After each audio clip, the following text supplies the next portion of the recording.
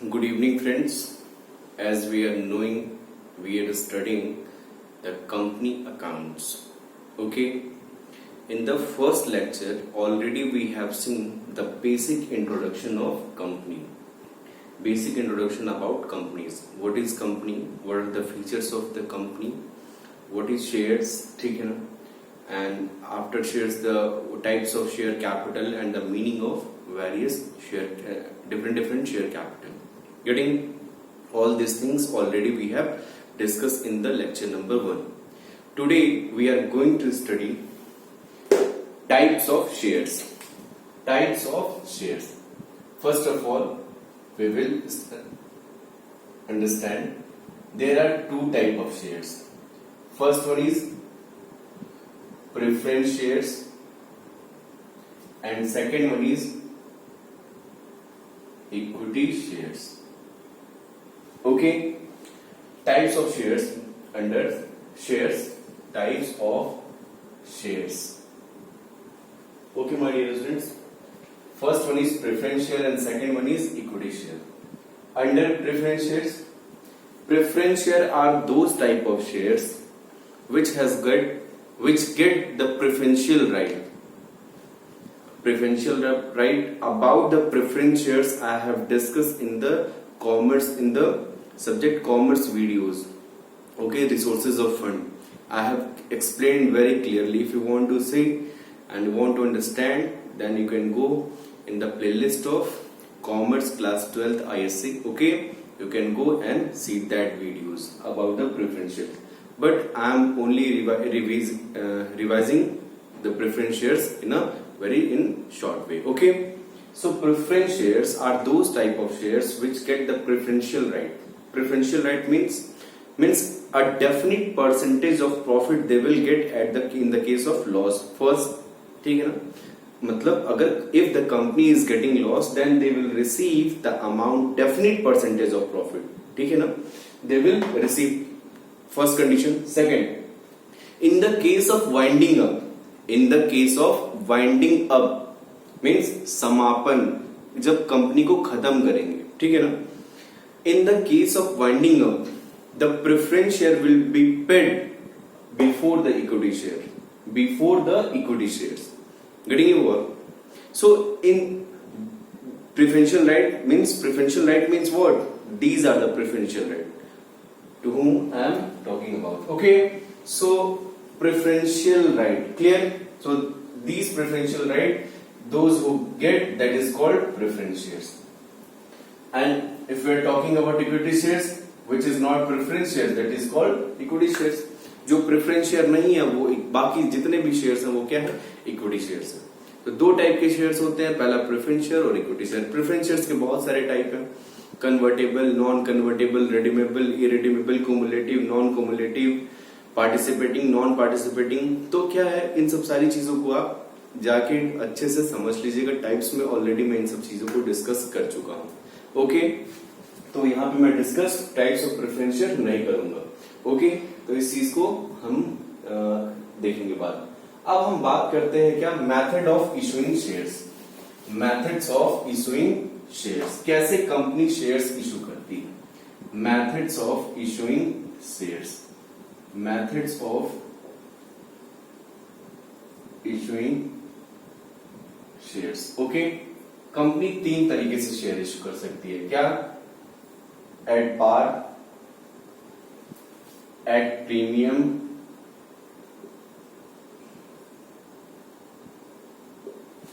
and at discount. Company can issue the shares by three ways. First one is at par, second one is at premium, and third one is at discount. Is it clear? Okay. At par. At par means if the company is issuing the shares at its face value. मतलब जो उस face value का मतलब जो उसके face पे लिखा है, ठीक है ना? मतलब क्या है, आई मीन टू से means if the company is issuing the shares at face value of the shares, at the face value of shares. Okay, means if the face value of share is 10 rupees, a company is issuing at the same price 10 rupees, that means at par, issue at par. 10 का 10 में issue कर रही है, 100 का 100 में issue कर रही है, 1000 का 1000 में इशू कर रही है, then it means company is issuing at par, उसको हम क्या कहेंगे, issue at par. Second, issue at premium. When company take the more than face value, when company issue the shares more than face value, suppose company shares rupees 10 and the amount of premium 10 if the company is taking, okay, so the total amount of share is 20 rupees, है 10 रुपए का ही, लेकिन क्या है, company 10 रुपए और बढ़ा के उसको बेच रही है. अब आप पूछेंगे सर ये कैसे संभव है कि जिसकी प्राइस 10 रुपए है और 10 रुपए और उस पर बढ़ा के कंपनी कोई ले ले. तो हम ये कहेंगे आपसे कि एक कंपनी का जो ये प्रीमियम का अमाउंट है वो कैसे डिसाइड होता है, कंपनी के गुडविल और कंपनी के ब्रांड वैल्यू पे डिसाइड होता है. ठीक है, कंपनी की ब्रांड वैल्यू क्या है, कंपनी कितना परसेंट रिटर्न देगी, क्लियर ना. तो ये देखिए कंपनी फ्री होती है अपने प्रीमियम को डिसाइड करने के लिए, क्लियर ना. कंपनी इज फ्री, ठीक है ना. वो 10 का 1000 रुपए प्रीमियम भी ले सकती है, 10 का 10,000 प्रीमियम ले सकती है. तो ऐसा कोई भी बाउंडेशन नहीं है. ये उसकी ब्रांड वैल्यू, उसकी गुडविल, उसके रेपुटेशन पे डिपेंड करता है, क्लियर ना. तो मैंने एक एग्जांपल दिया, if the company is issuing the shares more than face value, अगर 10 रुपए का शेयर्स है और 10 रुपए उससे बढ़ा के जितना भी पैसा लेती है उसको वो प्रीमियम वैल्यू कहते हैं, और वो क्या है, इशू एट प्रीमियम कहलाता है, क्लियर. अब issue at discount, if the face value of share is 10 और 9 में इशू कर रही है तो उसको हम क्या कहेंगे, इशू एट डिस्काउंट कहेंगे, ठीक है ना. तो इसको पढ़ना है, इसको आपको पढ़ना है, और इसको आपको नहीं पढ़ना है, ये आपके कोर्स में नहीं है, ठीक है. तो इसको जानने की जरूरत नहीं है, इसको हम देखेंगे issue at par. Okay my dear students, okay.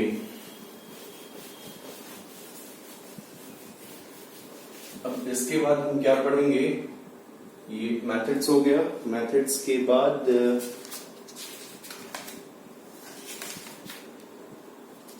Process of issuing shares, process of issuing shares.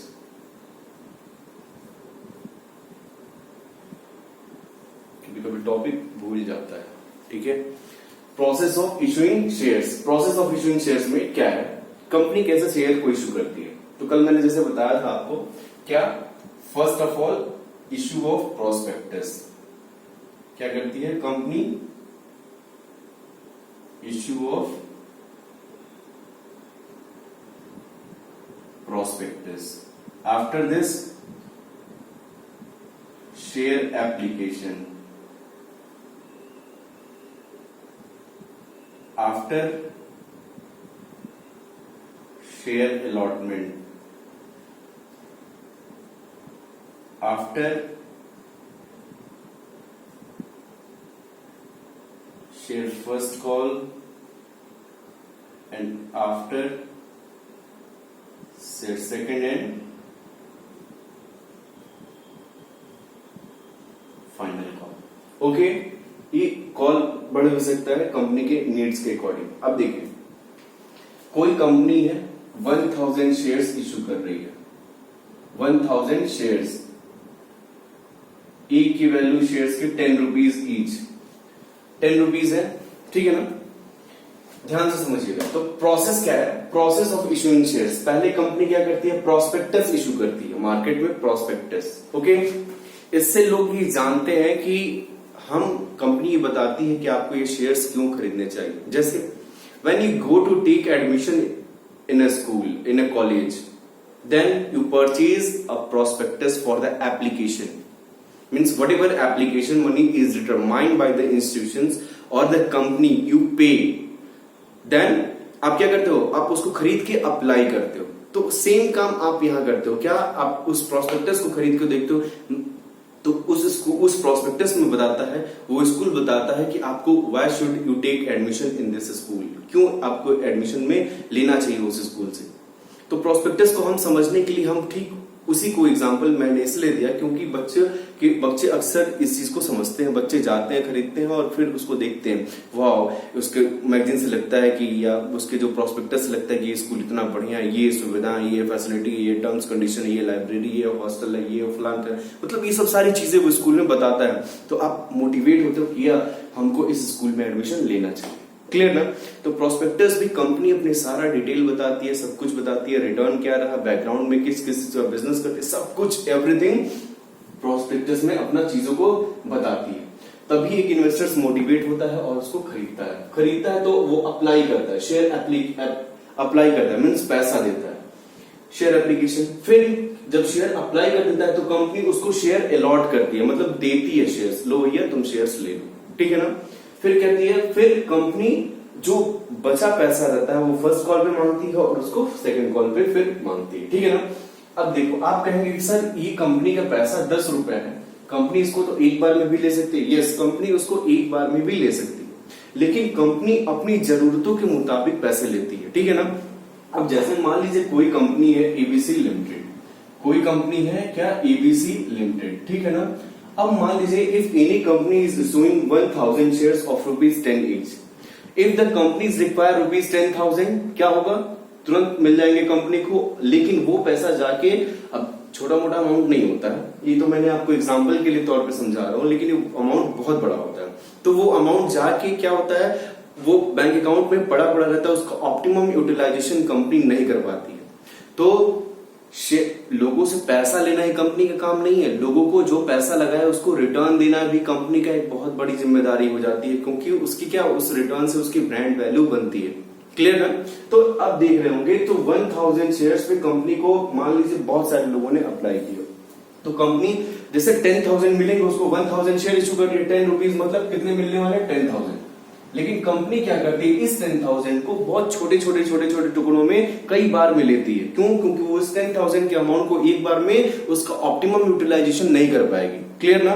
तो इस 10 रुपीज को कंपनी बांट देगी। जैसे क्या कर लेगी, एप्लीकेशन पे हम लेंगे, फिर अलॉटमेंट पे लेंगे, फिर फर्स्ट कॉल पे लेंगे, फिर सेकेंड कॉल पे लेंगे, फिर जिसको अगर जितनी बार में चाहे उतनी बार में बढ़ाती जाएगी, ठीक है ना।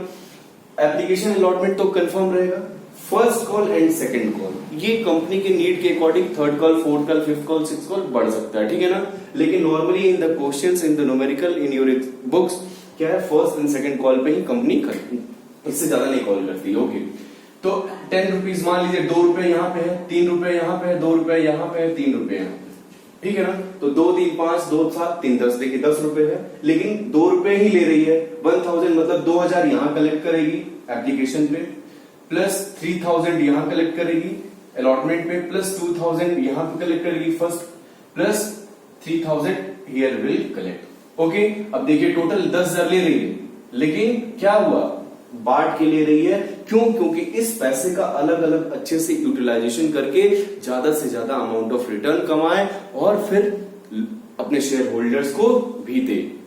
क्लियर? किसी को परेशानी, कोई समझ में आया? ओके, होप आपको समझ में आ गया होगा। तो अब देखिए क्या एंट्री होती है। अब accounting treatment in the case of, accounting treatment in the case of क्या, इशूइंग शेयर्स। अब देखिए एंट्री करनी है, तो सबसे पहले शेयर एप्लीकेशन के टाइम पहले एंट्री जनरल एंट्री होगी, क्या लिख लीजिएगा आप लोग, लिख लीजिएगा सबसे पहले accounting treatment in the case of issuing shares, ठीक है ना। सबसे पहली लाइन लिख लीजिएगा, वो पूरा हेडिंग। अब उसके बाद eight the time of general entry, at the time of application, तो फर्स्ट एंट्री हो जाएगी क्या। अब जैसे मान लीजिए हम यही वाला एग्जांपल लेते हैं, 1000 शेयर्स है, 1000 शेयर्स है और इसको 10 रुपीज में लेना है, तो 10 रुपीज कंपनी कैसे ले रही है, 2323। ये एप्लीकेशन पे हो रहा है, ये अलॉटमेंट पे हो रहा है, ये फर्स्ट कॉल पे हो रहा है और ये सेकंड कॉल पे हो रहा है। तो मैं इसी एग्जांपल को लेके आपको समझा दे रहा हूँ, ठीक है ना। तो इस चीज को ध्यान में रखिए। तो एंट्री क्या हो जाएगी, पहली एंट्री बैंक इशू करने की, bank account debit, bank debit to share application. Okay, अब देखिए जितना नंबर ऑफ शेयर्स होगा और जो हम करेंगे उतना ही इंटू करेंगे, तो 1000 इंटू 2 क्या, 1000 इंटू 2, 1000 इंटू 2 यानी एप्लीकेशन पे हम कितना रुपया लेंगे, बस 2000 लेंगे, 2000। क्लियर ना? तो इस तरीके से आप एंट्री, सेम एंट्री हर क्वेश्चन में ये एंट्रियां बनेंगी। तो इन एंट्री को आप एक बार समझ जाएंगे, 2-4-10 क्वेश्चन लगाएंगे, फिर ये आपकी एंट्री, ये सारी एंट्री आपको रट जाएंगी, ठीक है ना? तो घबराने की बिल्कुल भी जरूरत नहीं। दूसरी एंट्री क्या है, first entry, second sorry, when the share amount of share application will transfer to the share capital account, means journal entry at the time of share application money to the share capital account। Okay, तो entry क्या होगी, share application account debit, share application debit to share capital कितना, same amount, यही amount यहां transfer हो जाएगा। Clear? Third general entry. Okay, third क्या होगा, थर्ड होगा अलॉटमेंट की, अलॉटमेंट। तो देखिएगा 1000 है, कितना रुपए मांग रहा है, 3 रुपीज, 1000 है 3 रुपीज, 1000 है 3 रुपीज, तो मतलब कितना होगा 3000। अब हम पहले यहां तो पहले पैसा रिसीव कर रहे हैं, ठीक है ना, ये ट्रांसफर करिए, लेकिन अलॉटमेंट पहले हमको, अलॉटमेंट पे जब हम शेयर, कंपनी क्या करती है, अलॉट करती है, मतलब शेयर होल्डर को पकड़ाती है, लो भैया तुमने अप्लाई किया था ये शेयर ले लो, तो उसको क्या कहता है, शेयर अलॉटमेंट कहा जाता है। तो उस टाइम भी कंपनी कुछ पैसे लेती है, तो इस टाइम ये कंपनी ले रही है 3 रुपीज, तो पहले कंपनी कैलकुलेट कर देती है at what money we will receive at the time of share allotment, हम कितना पैसा रिसीव करेंगे। ओके, तो अब देखिए एंट्री होगी क्या, share allotment account debit, share allotment debit to share capital, कितना, हाउ मच, 3000। ओके, ये ड्यू की हो जाएगी। चौथा आप लिख लेंगे ऊपर, journal entry at the time of when share allotment money due. Okay, next journal entry at the time of share allotment money received, चौथी एंट्री क्या हो जाएगा, पैसा आएगा, receive bank debit to share allotment, कितना, 3000। ओके, अच्छा पांचवी entry क्या हो जाएगी, पांचवी एंट्री हो जाएगी फर्स्ट कॉल की। अब देखिए कितना मांग रहा है, 1000 इंटू 2 कर लीजिए, ड्यू की होगी, general entry at the time of when share first call money due, entry हो जाएगी क्या, share first call account debit, share first call account debit to share capital account, कितना, 2000 से। ओके, फिर रिसीव की हो जाएगी bank account debit, bank debit to share first call, कितना, 2000। ओके, 7 क्या हो जाएगी, फिर वही कहानी, second call, second and final call की, share second and final call account debit to share capital, कितना, 3000। एंट्री क्या हो जाएगी, फिर final bank account debit to share second and final call, 3000। Clear? ये एंट्रियां हो जाएंगी इसके। अब suppose if company is paying ₹500 for issuing expenses, issuing expenses पहला खर्चा। दूसरा, when company is paying salary or some expenses regarding promoters। promoters कौन होते हैं, क्लास 11 की बुक में जाइएगा, देखिएगा क्या होता है promoters। promoters who promotes to the company, मतलब कंपनी के जो शेयर्स जो प्रमोट करने के लिए अपॉइंट किए जाते हैं, ठीक है, तो वो अपने कुछ एक्सपेंसेस लेते हैं। अगर उनको एक्सपेंसेस हमको देना होगा तो उनको उस एक्सपेंसेस को हम क्या कहते हैं, इनकॉर्पोरेशन कॉस्ट, इनकॉर्पोरेशन कॉस्ट, ठीक है ना, कहते हैं। तो मान लीजिए 100 रुपया आपका इनकॉर्पोरेशन कॉस्ट हो गया, अब ये हो गया। अब क्या होगा, इस बनानी होगी एंट्री, बना दीजिए, शेयर इशूइंग एक्सपेंसेस लिखेंगे general entry at the time of, if the share issuing expenses at the time of paying share issuing expenses and incorporation cost, ठीक है, share issuing expenses debit to, अच्छा incorporation cost भी तो है, incorporation cost debit to bank, ठीक है ना, 500, 100 rupees, 600, clear. And then we will write off from PL account, from profit and loss account. 10वीं एंट्री क्या हो जाएगी, profit and loss account debit to what, share issuing expenses and to incorporation cost. तो 500 ये हो जाएगा, 100 ये हो जाएगा, 600 ये हो जाएगा, ये लास्ट एंट्री। इस तरीके से हम सारी एंट्रियां करेंगे। ये हो गया issue at par, issue at par की जनरल एंट्री, क्लियर। मैंने कल भी आपको बताई थी और आज भी मैं इन चीजों को बता रहा हूं आपको, आप एक बार एंट्री को समझ लीजिएगा। अच्छा, अब हम क्या करेंगे, अब हम कुछ चीजें और समझ लेंगे। ये हो गया, मिटाओ इसको, चलिए। अब दो चीजें और होती हैं, जान लीजिए। एक होता है क्या, कैपिटल रिजर्व, और एक होता है रिजर्व कैपिटल। बहुत इंपॉर्टेंट होता है और अक्सर एग्जामिनेशंस में पूछा जाता है। What do you mean by capital reserve and what do you mean by reserve capital? ये आपके बुक्स में भी दिया है, आपकी क्लास 11th में भी मैंने इसको बताया है आपको। किस चैप्टर में, provision and revenue reserve, provision and reserve वाला चैप्टर है, उसमें मैंने आपको बताया था ये, ठीक है ना। तो ध्यान रखिएगा, कैपिटल रिजर्व क्या होता है, एक बार फिर मैं बता दे रहा हूं। Capital reserve is such type of reserve which is created out of capital profit that is called capital reserve. क्या होता है, capital reserve is such type of reserve which is created out of capital profit that is called capital reserve, clear। and reserve capital क्या होता है, reserve capital is such type of capital which is kept for the emergency conditions, for the winding up of the company, for the any type of contingencies, ठीक है ना। Means जो ऐसे चीजों के लिए रिजर्व करके रखा जाता है, ये it's a part of capital. Reserve capital क्या है, it's a part of capital. बच्चे बहुत कंफ्यूज होते हैं, ध्यान रखिएगा क्या है ये चीज, क्लियर ना। कैपिटल रिजर्व और जस्ट अपोजिट रिजर्व कैपिटल। तो कैपिटल रिजर्व क्या है, it's a created out of capital profit. Capital profit का मतलब क्या हुआ, देखिएगा इसी चैप्टर में बहुत सारे एग्जांपल दिए हुए, HW है आप लोगों के लिए, आप लोगों को पढ़ने के लिए, ठीक है ना।